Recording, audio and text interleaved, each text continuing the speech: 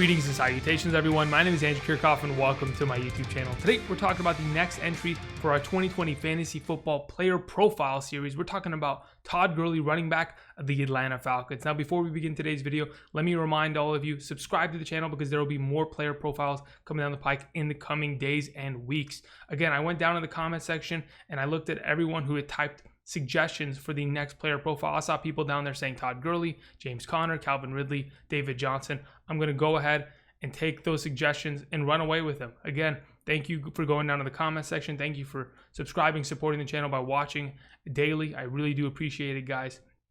So here we go. We're talking about Todd Gurley today. Also, before we begin, let me remind all of you, August 10th is a very important day. Why? Because my draft guide comes out. Andrew Kiorkof 2020 Fantasy Football Draft Guide comes out on that day. We'll talk about that as we get closer and closer, but just to kind of give you a little bit of an understanding, it is pretty much my strategy on drafting for every single position: quarterback, running back, wide receiver, tight end, and even rookies. My approach, my different draft strategies, and how I can manipulate drafts on a yearly basis to kind of succeed in the way that I want to succeed.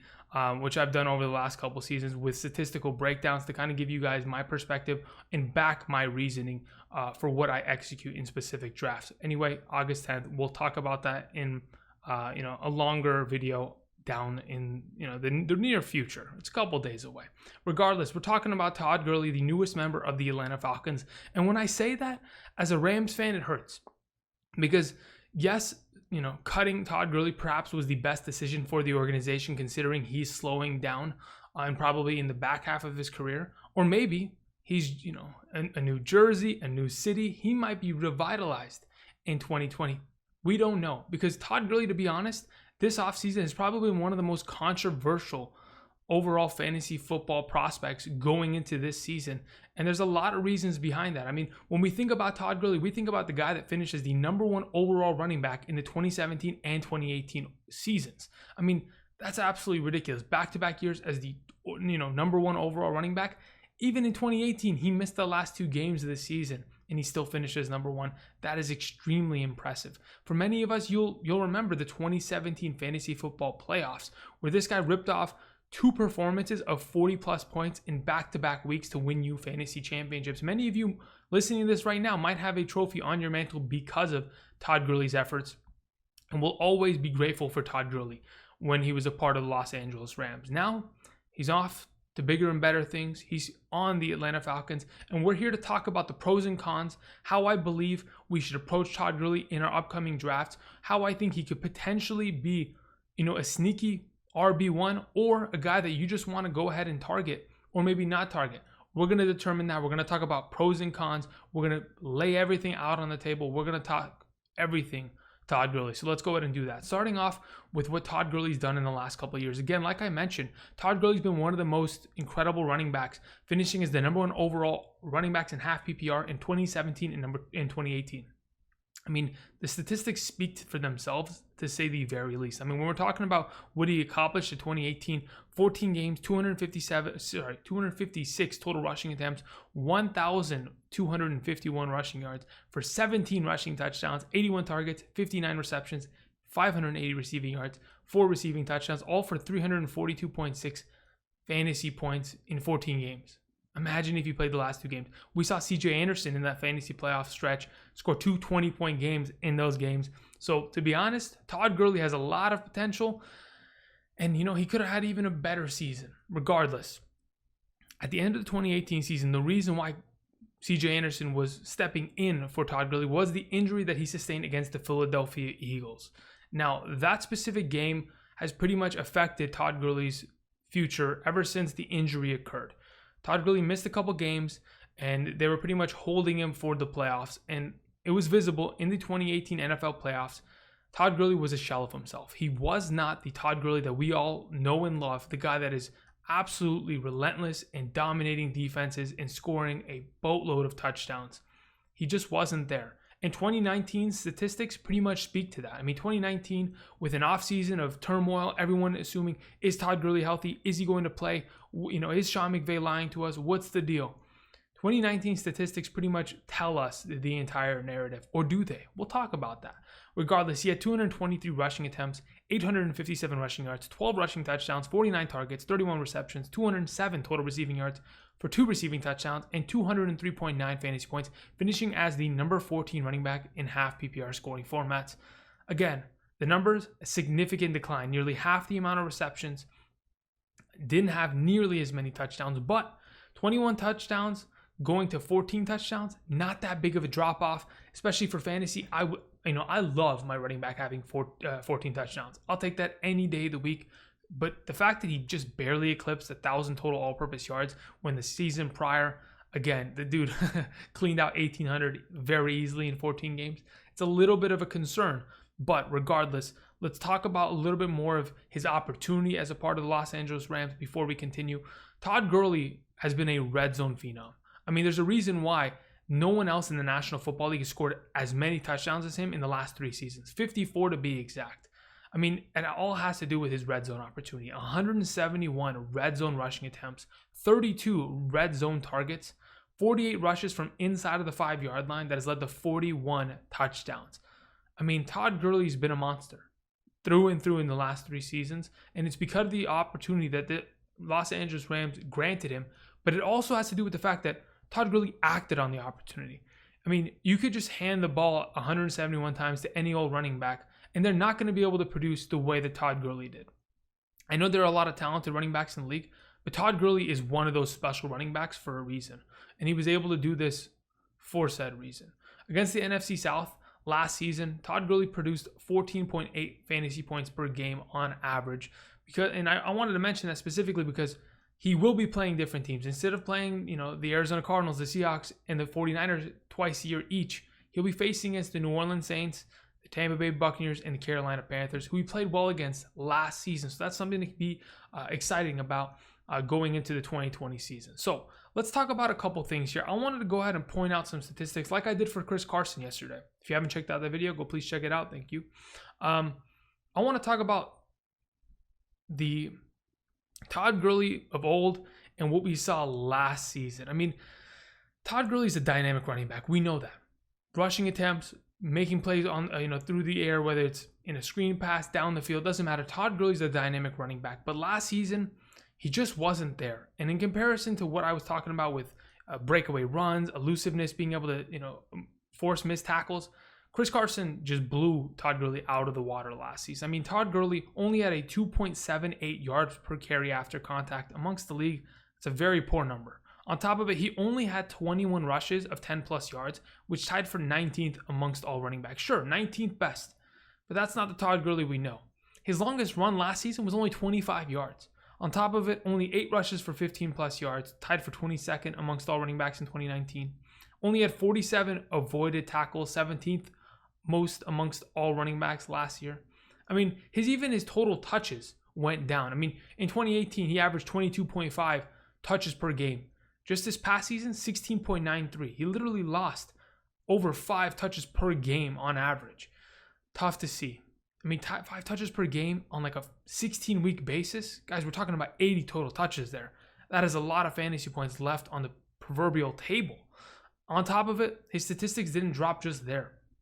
Going back to 2017, Todd Gurley averaged 4.7 yards per carry. 2018 increased it, 4.9. This past year, lost 1.1 yard per carry on his average to, pretty much even out at 3.8 yards per carry. Todd Gurley was a shell of himself last year. And sure, it could have been the knee injury that's lingering, but to be honest, I think it's a culmination of a couple different factors. Sure, it could have been the knee injury, but I also do think that a lot of the blame goes on the Los Angeles Rams, but specifically the Los Angeles Rams offensive line. I wanted to go in and make this a part of this section because, to be honest, the offensive line is just as important as the running back. Sure, you can fit any running back behind a great offensive line and they're going to be able to produce. But if your offensive line ahead of you is just letting defenders through, you're getting mauled at the point of attack before you even touch the ball, you're not going to be a successful running back in the National Football League, to say the least. And the Los Angeles Rams from 2018 and 2019 went from being like a top 5 offensive line to a bottom 5 offensive line in just 1 year. They only lost Roger Saffold in the offseason. Sure, he's an all-pro left guard. He went to the Tennessee Titans. He improved them.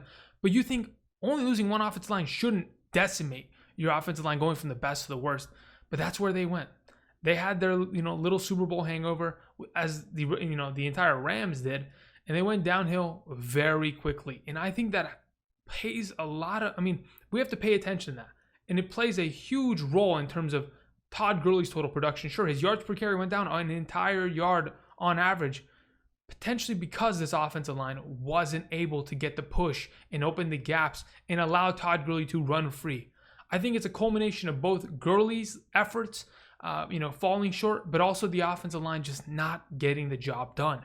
So when we talk about offensive line, we have to obviously mention the Atlanta Falcons offensive line, a team that, in my opinion, last season had one of the worst in the National Football League, but they have a lot of room to grow, and this is not false optimism. This is honestly my opinion on them going into the 2020 season.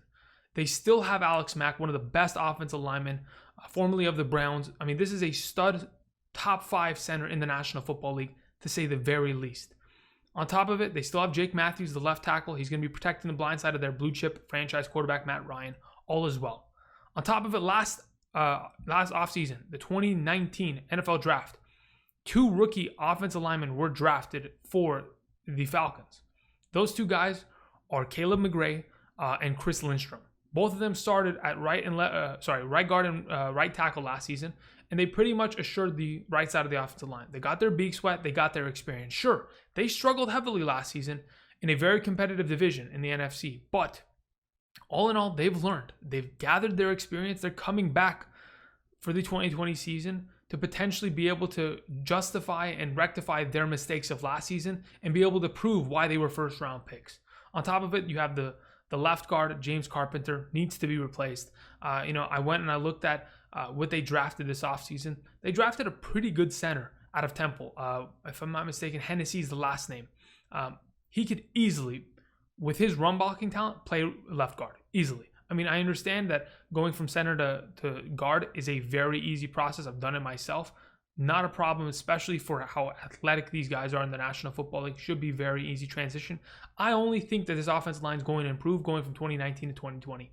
And that's an exciting prospect for a guy like Todd Gurley. So that's another exciting thing. So we talked about Todd Gurley's struggles with the Rams last season, the offensive line issues, his potential issues, and the regression of his overall game. But we also had to mention the fact that he's getting himself potentially in a better situation. Last season, the Rams really didn't trust Todd Gurley with too many touches. Again, he had a very big decline in terms of total reception, targets, and rushing attempts. But going into the Atlanta Falcons organization, there's a lot of opportunity to be had. The running backs of the Atlanta Falcons last season had, I think if I'm not mistaken, 310 total rushing attempts. On top of it, those guys, whether it was Devontae Freeman, Ito Smith, there was a bunch of guys, to be honest. Brian Hill, there's a bunch of guys in that backfield. Kenyon Barner, a bunch of people touched the ball last season. On top of it, they had, I think if I'm not mistaken, 108 total targets. So there's like a 400 plus potential touches to be had. And to be honest, with Devontae Freeman gone, there's not really anybody competing against Todd Gurley, which excites me. Because when we talk about signing a running back for a 1-year deal, there's one of 2 things that is either going to happen. Either he's being signed to be the insurance policy behind a veteran or a rookie, like the way that Jeremy Hill might be signed to the Raiders, like Carlos Hyde being signed to the Seahawks. These guys are insurance policies.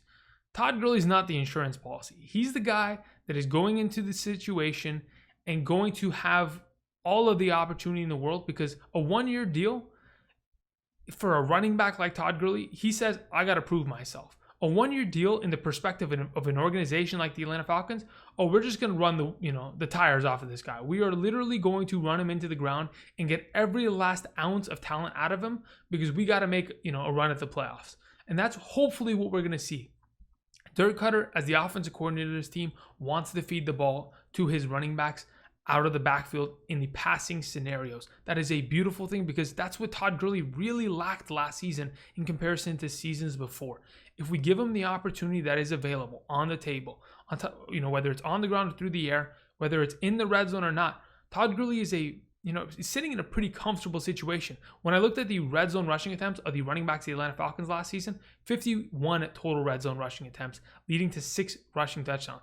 Todd Gurley will be able to deal with those numbers and potentially even get to the double-digit touchdown mark. I mean, these are actual possibilities. On top of it, Atlanta Falcons running backs had 15 total red zone targets. Not a bad number, too. Those are all up for grabs, and I promise you, Brian Hill and Ito Smith aren't the guys that are going to be chomping at those numbers. It's going to be Todd Gurley. The opportunity is available. Once again in his career, he needs to run away with the opportunity and prove to everybody why he's one of the best backs in the league.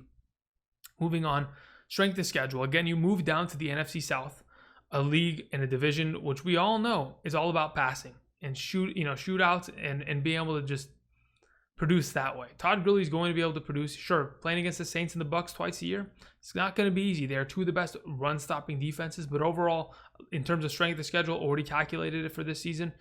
They're middle of the pack. They don't have too exciting of a schedule for Todd Gurley, but they don't have a detrimental schedule where you got to be worried and be like, maybe we got to avoid Gurley. Regardless, speaking of going after, avoiding Gurley, let's talk about his total draft stock at this moment in time. Todd Gurley, as of right now, is being drafted in the 3rd and 4th round, similar to a guy like Chris Carson, which is pretty much why I wanted to cover him. These are two guys that are potentially going off the board in consecutive picks because they're just kind of sitting on the outside fringe, and a lot of people just don't believe in their talent. I personally think that, sure, Todd Gurley did not produce last season, but there are many arguments for him this year.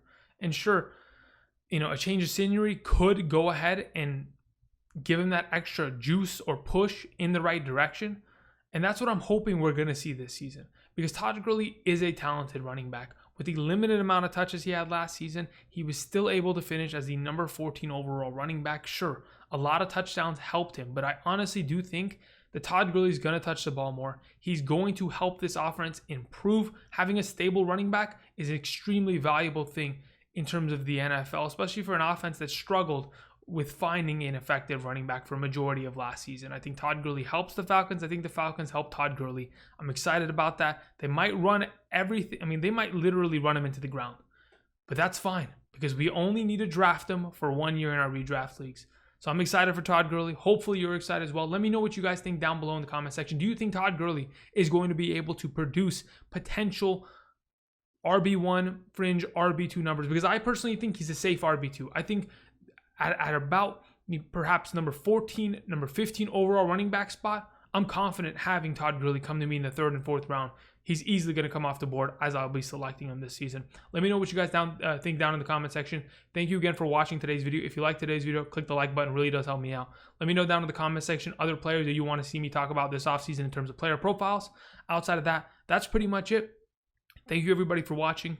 And until next time, let's just hope Todd Gurley has a, maybe a rebirth of a season and excite us once again. Thank you, everybody, and I'll see you guys. Peace.